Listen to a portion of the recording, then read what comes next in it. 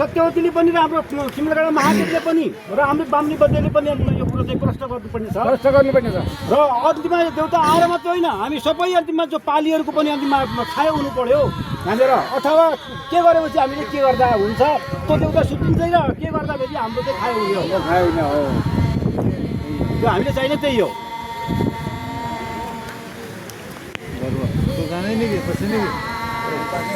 किन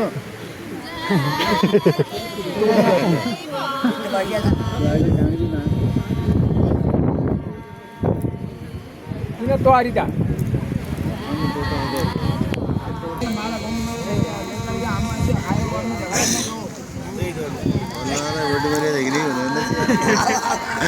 होइन अब प्रकट भए पनि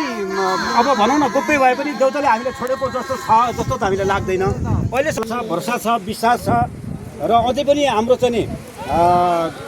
जो अलिकति भनौँ न कुनै त्यस्तो खालको दोषहरू पनि हुनसक्छ मानवबाट गल्ती हुनसक्छ त्यही गर्नु हामीले बाँकी छ भने त्यो पनि देउताले बोलाउनु पर्छ आफै देउता आएर पनि आफै आउनु पऱ्यो